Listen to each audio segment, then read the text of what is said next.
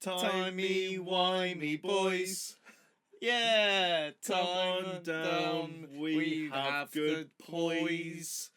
Timey. No, you're supposed to like do a. They can't see that. It's not. It's not a great benefit to the listening audience that we have good poise. I know that, but that was where I was getting. Look, improv is about yes and. Yeah, you're right. You don't go. You don't go. No, we're not doing poise. Yeah. I poised in quite an embarrassing way. By the way, You did, yeah. And he just carried on with the song. Yeah. Welcome back to the Timey Wimey Boys. This is episode 2 of Doctor Who. The end of the world. Yeah. Welcome back. I'm really excited to be here. Me too. It's weird because we're pretty excited because we do this a week ahead. So Yeah. our episode 1 is airing right now. Yeah, Well, okay, yeah. not right now, in a few hours' time. Yeah. And we're recording next episode. Pretty exciting. So it's weird, isn't it? It's like Doctor Who. It is, It's like yeah. we're in a time loop. Yeah. How are you, Cam? I'm pretty good. I feel like I'm performing at max capacity at the minute. I'm not gonna lie to you. Have you taken some? Well, in a weird way, I feel like I've been upgraded this week. Oh, So yeah. I've had a series of upgrades. So I've been given some new diabetes medication for starters. Oh! Yeah. So I'm currently fitted with this little box that's tubed up to me. I've never felt so much like a cool Ood than I currently do. Now, technically, Yeah. a cybernetic or a cyber. Yeah. He's part machine. My pancreas is robotic and it's working. It's functioning. You're a Cyberman. I'm a Cyberman. Yeah. You just became a Cyberman. Yeah, I've been upgraded. You got given diabetes medication by Cybers Industries? Yes, yeah. They're this great lovely new start-up. up-and-coming company. They're very concerned about my well-being. Not only have I got my new medication, I had my first ever massage this week. Ooh la la. Yeah, that was an experience. Wow. I mean, how do you? Okay. How do you? What's the most appropriate question to ask your friend about his massage? Well, I mean, Did it feel good? It felt good. It was a lot more full body than I was anticipating. Full bodied. Yeah, but bum They and went in. bum and plums were nudged several times. Bums and plums were Yeah. Wow. But now I do feel like I've had like a full MOT of my body. That's good. So yeah, speaking of MOTs, how's your driving theory practice been going? Well, it's funny because like I talked about this in the first episode. I feel like I might have talked about it prematurely because I still haven't sat my theory test. Right. So I'm still every single day, 7 hours a night. I'm still slaving away. It's just something else to keep the viewers on the edge of their seats. Yeah. It's that will they, won't they pass their driving test? I've been sneaking into traffic warden staff meetings to overhear the latest in road law. But Hanging from the ceiling like in Mission Impossible to try and get new insights. But if they spot you, they start swatting you with their stop signs, so you need to be careful. But I've had more time to fantasize about what I would do with my car, at least. What sort of things have you got on your? So I used to just fantasize your about radar? going to like McDonald's drive-through. It's the go-to, isn't it? But when you've had more time to think about it, you think about things like going to the McDonald's service station. Oh. And then shit starts getting exciting. Yeah. Okay. So this week, Yeah. there I was eating some chips. This was after I'd watched Doctor Who. I was eating some chips. Yeah. Right. And I must have gone pretty heavy with the vinegar because I slipped on a puddle of vinegar. What? And I hit my head against my iPod speaker. You hit your head against your iPod speaker. I immediately forgot everything Oh, that had happened in the end of the world. I think I'm going to need you to recap it. God. All right, I guess. I'm sorry to have to ask you if this. That's 2 all weeks right. running. No, it's all right. I know accidents happen. Like, thank you.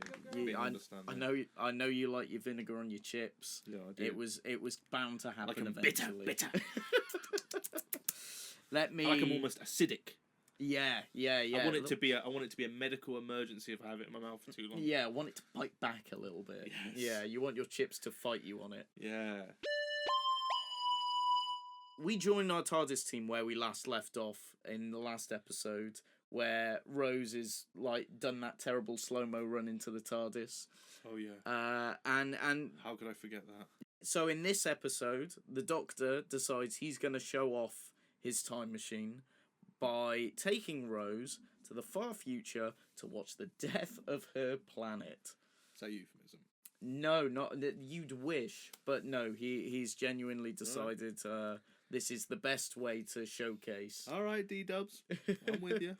They're on a space station with lots of rich and powerful aliens, but one of the guests is executing some sabotage. Whoa! Yeah. Oh no! I know. Can't they catch a break? They just want to travel and see the sights. The Doctor realizes the station's in danger of being destroyed along with the Earth, so he decides he's going to solve this mystery, find the culprit, and save the day.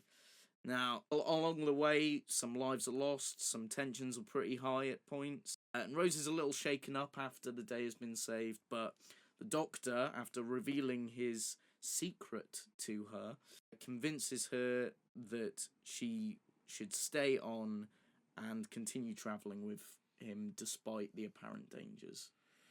Wow. So. Thank you so much. I genuinely, now that you've said that, it all makes sense.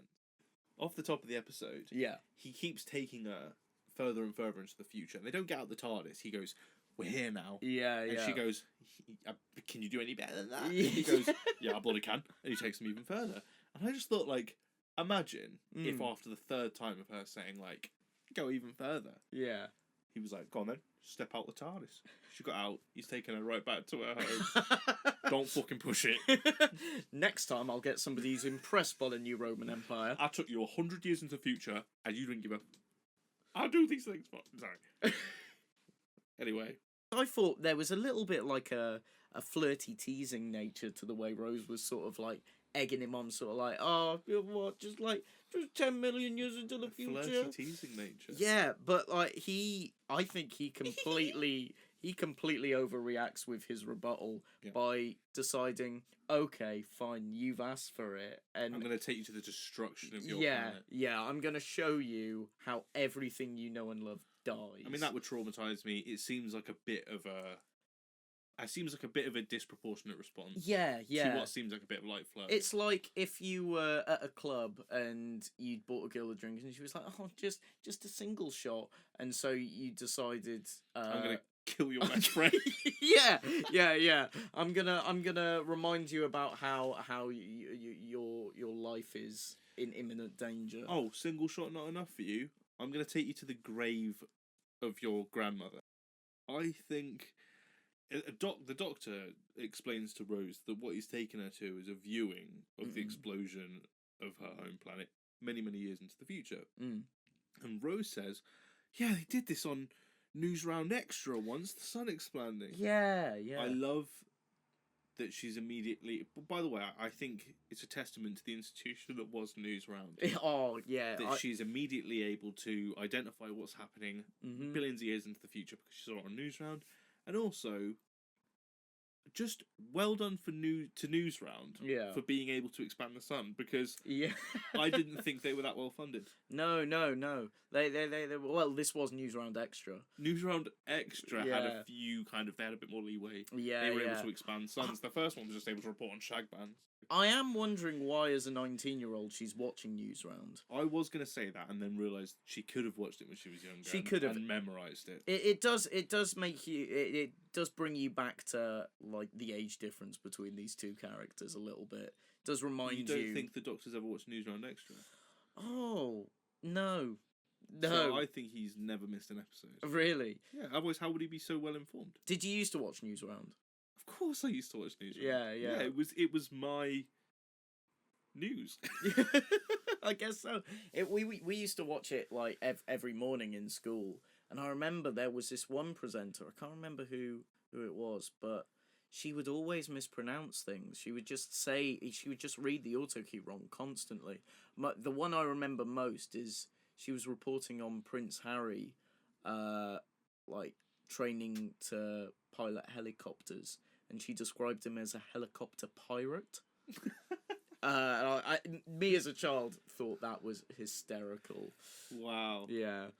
Maybe it was just Newsround trying to make the news more appealing to kids. Yeah. Okay, they're not going to care that he's a pilot. Let's make him a pirate. Yeah. After Rose has sort of gotten over where they are, I mean, I suppose she hasn't gotten over where they are, but after they've had that conversation, they walk into a big room where a load of important guests are arriving, right? Yeah, They're greeted by a member of the Blue Man Group. yeah. The steward. And then introduced to a bunch of other guests. Yeah, one of them being the mocks of Bao Blue Man Group. Yeah. I just want you now, audience. My notes have a lot of Blue Man Group. So I'm just gonna say it now. I'm sorry. Any about fans of Blue Man Group related humour, you are in for a treat. I've lost faith in them. I've lost faith in them almost immediately. Well, there's a lot of blue characters in this group. The steward took me immediately because he's meant to be this gracious host, but he's quite rude to the Doctor and Rose when he first meets them, and when he apologizes for it, his apology consists of him saying apologies, etc. That doesn't feel like I wouldn't be satisfied with that apology. No. Well, that's not enough. Somebody just filled the rest of their apology with etc. Cam, it's 2024. People don't have the time. It's later than that. It's explaining every single thing they're sorry about. You have to take etc. These days, you would be lucky to get that from me. Yeah, really. Wow. I would just say ETC. There are some interesting guests that then follow on. We've got tree people. We've got a weird little goblin in a chair. We've got this giant head in a jar. There's just all sorts of I'm so glad that she was quickly able to get over the blue human. The Bloomin'. The Bloomin', yeah. The Bloomin'. Blue Man Group. From the Bloomin' Group. I thought it'd be funny if when they announced the appearance of the repeated meme, the door opens and it's just that gif of David Tennant crying on the other side of the elevator. That's not a funny joke. Again, don't worry, there's more Blue Man Group stuff coming. Don't worry, look, guys. They said something about the repeated meme, and I couldn't just leave it. No, it's. But obviously, what we're experiencing right now is how memes aren't as funny when explained out loud. Yeah. And I am sorry to everyone listening for that. Well, meme wasn't even a thing back then, was it? There was no big culture around memes, and it was not really used like we use it today. So I don't think they ever could have planned for the hilarity of naming one of their characters the appearance of the repeated meme. One of the treeple, aka the tree people, meets the Doctor, yes, and offers him a cutting of her grandfather, which is funny, because for Christmas this year I've actually got you my great grandfather's penis. Oh, that's just what I wanted. In a little box. Wow. Yeah. Will it grow like a tree? It's shriveled up, but it's in resin, so it's almost magnified. Right, beautiful. And I can just have that on my mantle. Yeah, I'd like you to. I'd be upset if you didn't. While the Doctor's flirting with the Trurson. Yeah, the Trurson. One of the treeples. The Truman. Rose is pissed. If the Doctor does sleep with this Trurson, every when Rose comes back to work from now on, every time she walks past a tree, she's like fucking bitch. Yeah, she's just like walking through town, just spitting on trees. Like she would never. Tree huggers are her least favorite kind of people. Yeah, I know, right? So you're all weird.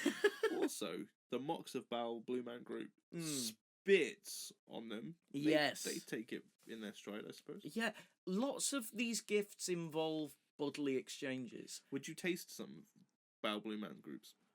I feel like it'd be rude not to. He's got like these weird metal teeth. I feel like it would taste like pennies. Got grills. Yeah, he does.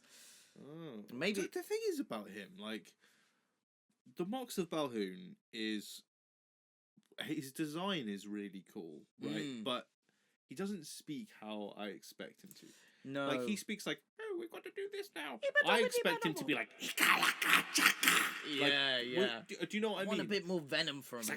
Like, yeah, but he's more just like, hello, facilitations. Would you eat Cassandra Bacon?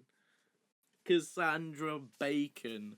Oh God. Would you eat Cassandra Bacon? If she was kind of at the end of her life and she said, "I'd be so honoured if you all had my Cassandra Bacon," would you eat Cassandra Bacon? From a part of her that she's had like lopped off. Cassandra's just a big bacon. Stretch of skin. By the way, yeah. If you don't remember remember Cassandra, she's the last human that we're introduced to. Not in the series. Oh no. She is the last human ever. Yeah, and she's just a stretch of skin. That's all. Yeah, that's all she's got left. Hooked up to a brain. But I couldn't help but think. I was just debate whether I'd eat her bacon. Yeah, just wondering if she'd be a nice crispy. Would you eat Cassandra Bacon? It's tough. It's tough. I say it's tough. It would be crispy. I say it's tough. It's not difficult. I would eat Cassandra Bacon. Would you wear a Cassandra jacket? A Cassandra jacket? Like a leather jacket, but made of Cassandra. Oh, what part of... Does it still have her, like, face on it? On the back. On the back? Can she still talk? Yeah. Yeah, so you've just got like this weird... It's like Backpack from Dora the Explorer. If you managed to tame her, she'd just be like a bitchy coat. Would you wear her? Is she okay with me wearing her?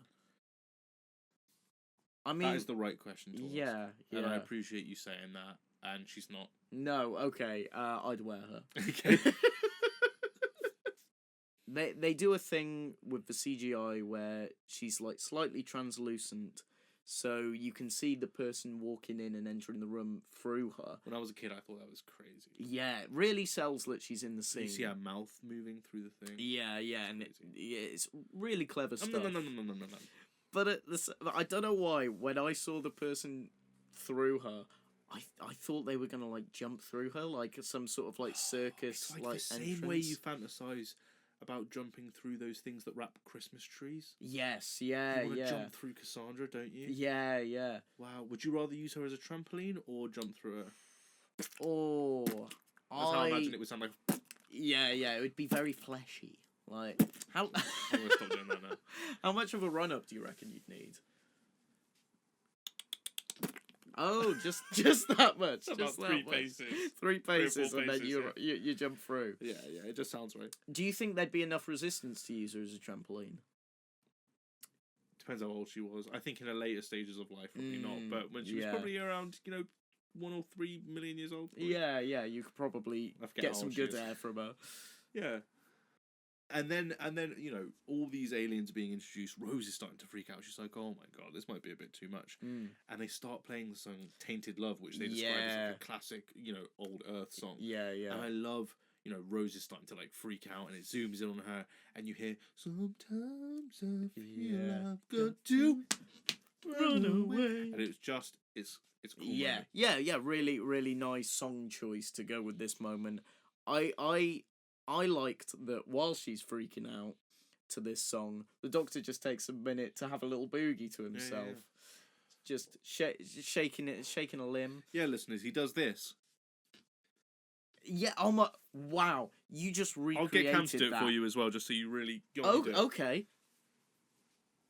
Yeah, see? Yeah, Isn't wow. That cool? God, we were so good at that. Sometimes... You do, I'll sing. Sometimes I've got to... Oh, I just smacked your knee so hard. A bit too hard then. What it made me think, though, was who would you say is a better dancer, the Doctor or Mickey? Well, the Mickey... No.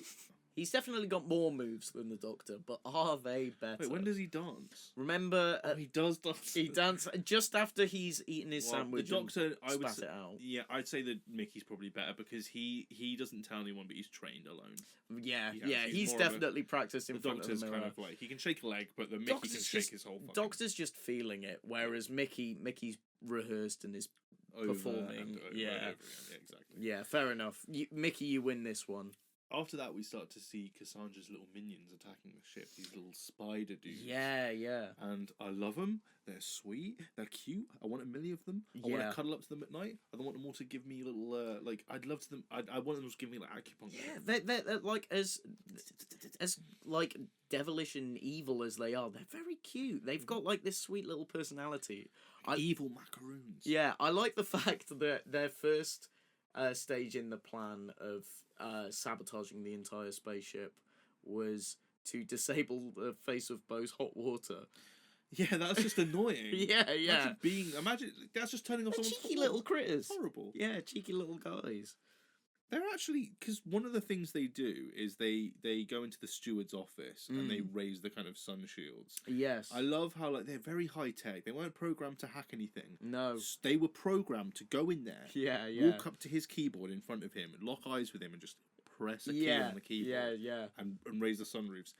I just thought, I love that they've been programmed with a certain sass. I think that's the first hint, really, that Cassandra is behind all of this. Spoilers. Cassandra has programmed these guys to be. She programmed them herself. She did the coding. Yeah. I don't know how, but no, she did. And she got them to be sassy with it, and just sort of stick it to people. I also like how the sun shields are raised by the push of one button. Yeah. But the steward is completely helpless to then lower them. You'd think something that could instantly kill you would not be on your desktop keyboard. Yeah. Just under control. Just seems a bit too easy. Yeah. The Doctor starts to notice that things are going amiss, and he decides to go speak to the tree woman again and ask if she wants to. The Trurson. Yeah. I'm not being very PC this episode. Just watch your vocabulary, because the Trurson might be listening. Yes, yeah. When he's talking again to the tree woman, she is trying to guess who Rose is in relation to the Doctor. And this just shows off the Doctor's sexual prowess, that every guess that she makes has to be somebody who would be sleeping with the Doctor. She says wife, mistress, concubine, prostitute, never goes for friend. Wow, yeah. She is so infatuated with this man. If someone is travelling with this man, they've got to be bonking him. Yeah, there's no way you could be hanging around with this piece of meat all day. This hunker sirloin steak. This hunker. Without bonking him. Bonking him. Why bonking is my... Yeah, bonking. I think that's how Treeple refer to it, as bonking. While the Doctor is bonking the Trurson, Rose is talking with the Trurson's grandfather's penis. The cutting of the Trurson's grandfather. Yes, yeah. I think it could be his penis. I mean, I think my headcanon. It's pretty insulting to him. It's quite a small twig that we're assuming it might be his penis. It can grow. It's a grower. It's a by tree. Viewers, listeners. We don't intend every episode to be this vile, by the way. No, we're just following the content that we're just given. Literally observing what we're seeing. I mean, what? We're observing what we're observing. Exactly. And we're rallying that back to you. So Rose is talking to a tree's penis. She's talking to a treenus. To a treenus. Yeah. So eventually the Doctor walks back in, and Rose questions why she can understand everybody. Why is everyone speaking English, she says. And the Doctor says, well, it's because the TARDIS gets in your head and translates everything for you. And she says, you didn't ask me if the TARDIS could be in my head. And I like that she challenges that. Yes, yeah. I love that. Yeah, if you've got a thing that's messing with my brain, you bloody tell me first. I don't know that I'd be that comfortable with it. I wouldn't be that comfortable. So so the TARDIS can see my search history, can it? Yeah, give it. I'm not comfortable with that. Why do you assume that I can't just read a translator book? You think I'm that helpless? I think we both know. We'd very much prefer that the TARDIS translator be left on. Yeah. Rather than learn. No. We're struggling enough on our Duolingo. We don't need to be learning alien languages every single day. Yeah. No, I think you're doing pretty good with your Duolingo. But thank you very much, man. So Rose is freaking out, and the Doctor, in order to calm her down, he upgrades her phone with his sonic screwdriver so that she can call her mum back in the present from where she is in the future. Yeah. And Jackie starts talking. Jackie starts talking to her. By the way, Jackie's doing a lot of housework here. So I know in the last episode we said Jackie was lazy. Slagged her off a lot. I completely take that. We did slag her off a lot. Yeah. I completely take that back. She's a working woman. I respect her. She is holding up her daughter. She's holding up. She's holding up society. Let's face it, guys. These women make up our functioning society. We will never shit on Jackie Tyler again. This is this is a promise. This is a promise. This is a Timey Wimey Boys. Come on, hold on. Yeah. This is a Timey Wimey Boys promise. We will never talk shit about Jackie Tyler again. I solemnly swear to never talk shit about Jackie Tyler again. There we are. Jackie, we love you. And Rose hangs up on her. Yeah. As she should. Yeah, God, I've had enough of that on woman. That call for more than 3 Jesus, on and on and on. But it's a nice scene. I think Rose touching back with her mother in that moment's really nice. I think it's really. I think something that maybe a lot of modern Doctor Who forgets to do is properly induct people into this life. They kind of go along with it very quickly. Bit easy, yeah. Yeah, but they really, Rose is a bit overwhelmed, understandably. I relate to that. I relate to you, Rose. I relate to her in this episode. Good writing. The Doctor then finds out that the people controlling Platform 1 are called the Corporation. I'm just saying, I don't know if subtlety's dead in the future. Yeah. But I would call my corporation something a bit less sinister if I were. Yeah, I feel... surely that name is taken or copyrighted. Not just... Okay, I'm thinking about it more as that sounds sinister.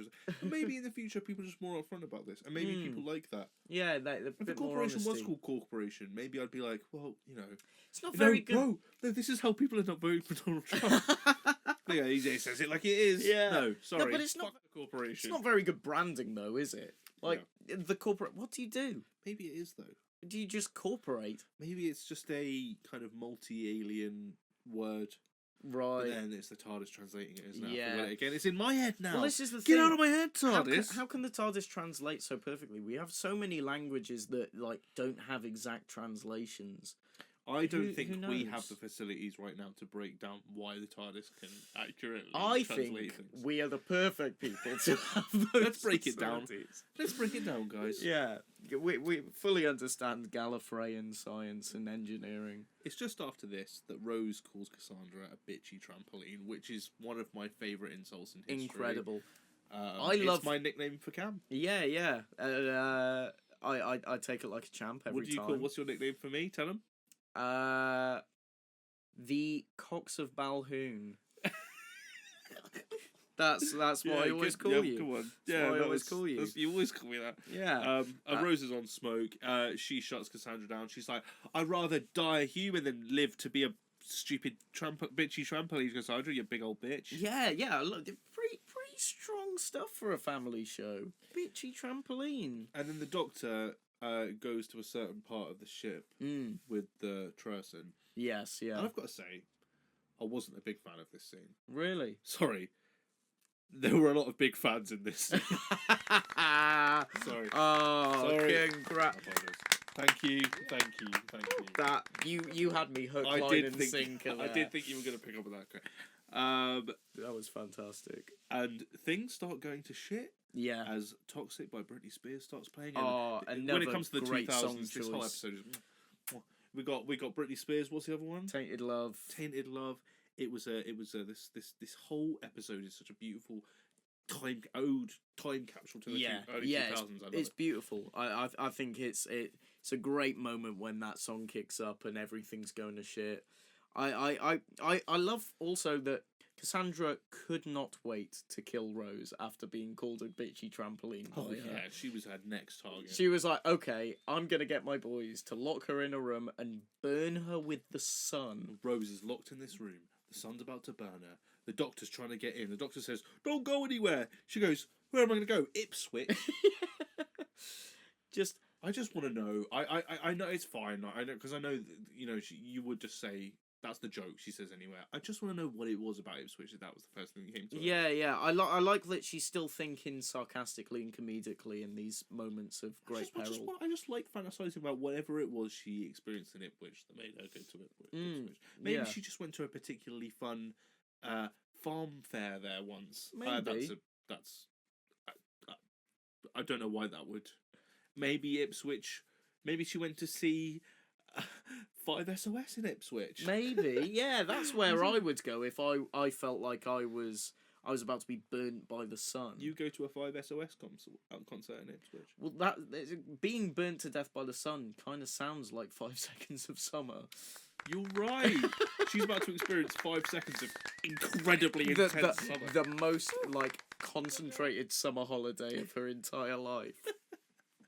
She is. I would say she says about 5SOS is in that scene as well. Sorry, enough with the 5SOS stuff. Yeah. So the doctor saves her, obviously. And we start, it's a fairly basic episode, let's face it. We get towards the end now. There's not really an intelligent mystery being played out here. The doctor kind of figures everything out very, very quickly. He figures... But first, he has to stop the ship from exploding by walking through these really fast fans. While the Trurson sacrifices herself. To keep the fans from being too fast for him to walk through. Even though he proves at the end of the scene he doesn't need her to do that because he can walk through them at high speed. Which is a power they never let the Doctor use again. Never uses that again. She did not need to die. It would have been slightly easier for him to do it if they were running at half speed, which is what she was ensuring. Right. But he proved at the end. And he got to the end and he raises the shields for the ship, saves everyone. He goes, "Raise shields!" Yeah. When's the last time you walked to the bathroom at 3 AM and shouted, "Turn on lights! Lift the lid! Clean up excess piss!" Well, you know the last time. I did it last night. You heard me, didn't you? I did. It went at 3 AM. Yeah. He said, "Clean up excess piss," and like a good little boy, I went straight. Wipe my bum. Don't forget to flush. And I was straight on it. I do wonder who the architect was on the space station. Psychopath. Who put the controls for the shields on the other side of the ventilation fan. Yeah, insane. You're insane. They need sacking. So he raises the shield, and the spaceship says, "Exoglass repaired, exoglass replaced." Everything's fine. Rose is all right. The door in the place Rose is stuck in is presumably still burnt and locked, like they said it was earlier. How did she get out? Did she crawl through the vents to escape? Rose can crawl, Cam. I know you don't think she's capable of anything, but she can crawl, alright? Well, so far in this episode, she's been capable of slut-shaming Cassandra. I know we said we would never shit on Jackie Tyler again, but her daughter is free reign. Low-hanging fruit. No, sorry, easy pickings. She gets knocked out, locked in a room, complains a lot. But she's great moral support. She's great moral support. And then we have the big reveal when we find out Cassandra's the bad guy. Yeah. The doctor smashes a dinosaur egg to find Cassandra's GPS thing. I'm really glad that he was right on that call because it would have been so embarrassing if he smashed this dinosaur and egg it was and just nothing in there all over him. I think that was genuinely my favourite part of the episode, with him just going and smashing this dinosaur egg. But the problem is for Cassandra is her little dudes that moisturise her haven't been teleported back. No. She starts to crackle up. Yeah. And she explodes. And before she explodes, Rose says, "Save her." And the doctor says, "Everyone has their time." If I were Rose, in that moment, I'd be worried. Yeah. What if 10 minutes later he looks at you and goes, now it's your time. yeah. He's completely fine with letting this creature die. Although maybe he just wants to try some Cassandra bacon. Maybe. In which case I completely understand. Fully done back the same that. thing. Yeah, I would have let her creak and crack until I got a plate of breakfast right there before me to have with my chips. Then the doctor takes them home after all of this. Yeah. Rose is understandably freaked out. Little traumatized. They land back on Earth, and Rose gets out the TARDIS, and she's on all fours and starts sniffing. Like a dog. Ravenous. She says, "I want chips! I want chips!" No, she doesn't. No. They get out the TARDIS. That'd be silly. And they have a very deep conversation. He finally opens up to her a little bit about the fact that he's the last of his kind. Yeah. And Rose completely ignores him and says, "I want chips." And they go. Yeah. This guy just broke down the loss of his entire family and race, and she gets this little whiff of salt and vinegar. This the grease burning through the air. She's just overtaken by this urge to just, I want chips. Bring me the chips. I want chips. I would like to say that this, ladies and gentlemen, might be my weekly gush. You thought I'd forgotten. No, I genuinely had forgotten about this. You thought I wasn't gonna, and I just want to make sure everybody's aware. I'm gushing because everybody is. The compliments are gushing out of my mouth. That's why it's my weekly gush. Guys, you can cover your ears for the next few minutes. Gush. Go on, tell us about your gush. I love this heartfelt moment. There was a hint of it earlier. You see the doctor tear up when the Truson brings up that she kind of knows what his race is. Then you get him giving away his secret to Rose and the audience, and she's like, "Do you know what? Thank you. I'm not going to judge you. Let's go have some chips. Let's continue on our adventures. We've had a tough time.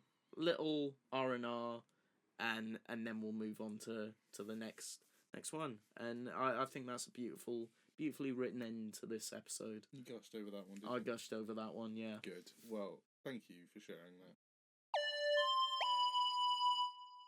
Now it's time for the most provocative Doctor Who segment. Ooh.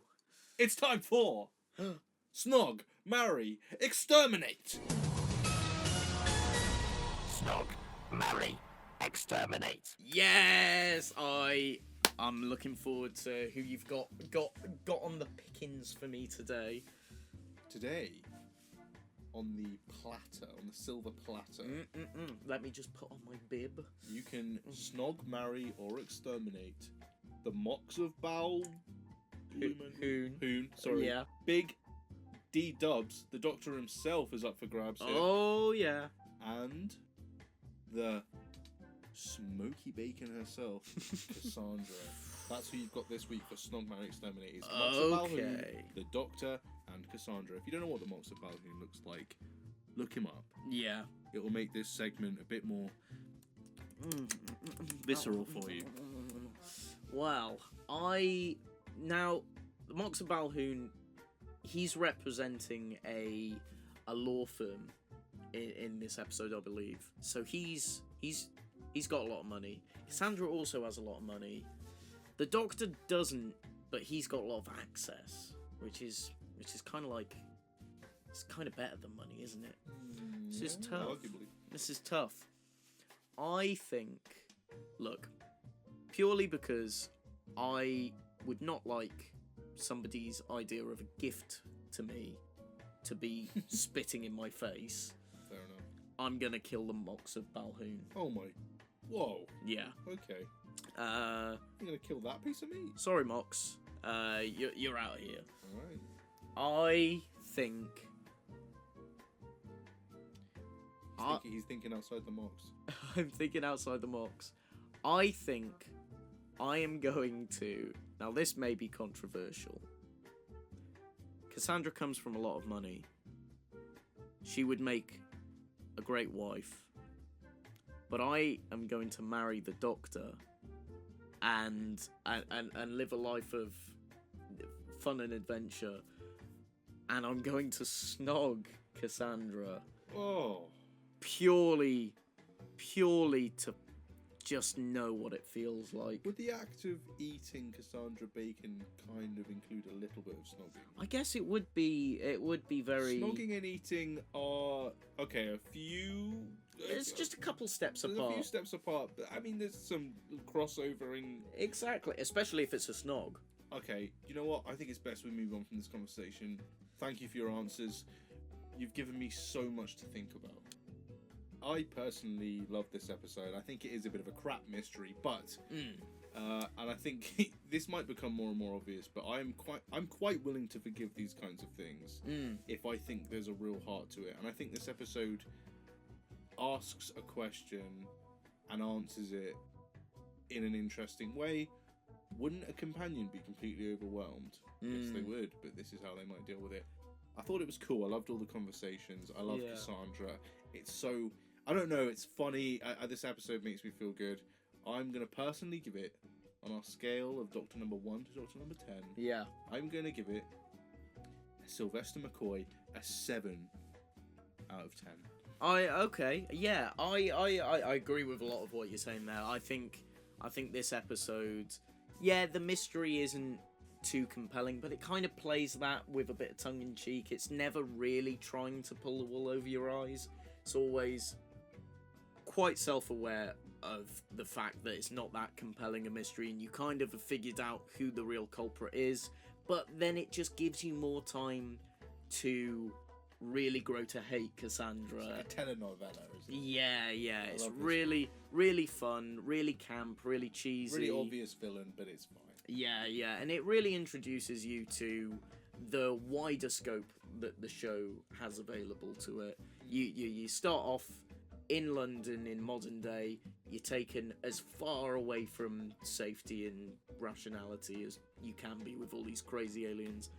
I think that on our scale of Doctors, I am also going to give it a Sylvester McCoy out of David Tennant. Nice. Okay, cool.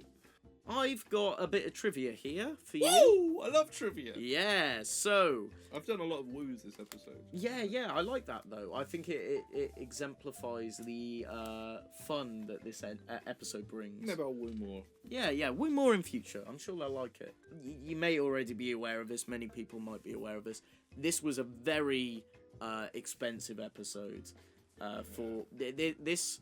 There's a little bit of sort of back and forth between sides about why this happened, but it was very budget breaking. They spent most of the series budget on this episode. A lot of people blame Russell T Davies for never working on some sort of sci-fi show before, not knowing how to really spend the budget. He claims that the budget was spent this way on purpose. Because he wanted people in the second episode to get a real good idea of what the show can offer. Yeah. Okay. Okay. This episode has 203 VFX shots, which is just to give you a bit of a comparison. IMDb compares this to Gladiator, which the entire film of Gladiator only has 100 VFX shots, and this was the most VFX shots in a Doctor Who episode all the way up until Series 6. Like the last episode of Series 6, they didn't beat this until. So, and that's where a lot of the money went. But I argue that it was the VFX shots that have actually aged this episode the most. I think a lot of the practical stuff that they did to avoid spending even more on VFX, because loads of stuff had to get cut from this episode. You're so right. It's interesting how they spent the most on this episode, but it seems to have been the episode that visually has aged the most. And I don't think, when I think of like the episodes that make me think of what Doctor Who's capable of, I don't think of this one. Yeah. Like, this one actually led to the rest of the series having a reduced budget, and that's why so many of the later episodes take place in contemporary UK settings. And I actually think that some of those episodes show off what Doctor Who is capable of more than this one. The best. Yeah. You're right. That's super interesting. Some other things that the budget for this episode led to, I believe, this is just a personal theory of mine, that the Face of Bo character, now that was an incredibly expensive prop. I believe that was brought back in later series purely to justify its existence in this episode. But they utilised it well. I think the audience is going to grow to love the Face. Exactly. And just a last little segment of trivia that's quite interesting. Called Head in a Jar or something. Yeah. Just completely took away all the gravitas of this dude. Just one last little part of this budget problems and the difficulty behind this episode. The director or producer of this episode had encountered a problem with the staff for the spaceship, all the little blue people. They were originally going to be small-statured actors, but they had lost lots of small-statured actors to Harry Potter and the Goblet of Fire, which was also being filmed. Really? Which is why, if you look at this episode when they're on screen, it's very blatantly a lot of children that are all children of a lot of the staff members who worked on this show. Wow. So that's just a fun little bit of trivia for you. And rumour has it that they are still being kept in a props cupboard. Yeah. At Bad Wolf Studios. At Bad Wolf Studios, Russell visits them every, I think, Sunday afternoon. Feeds them. Reads them a story. Puts them to sleep. That's trivia for you.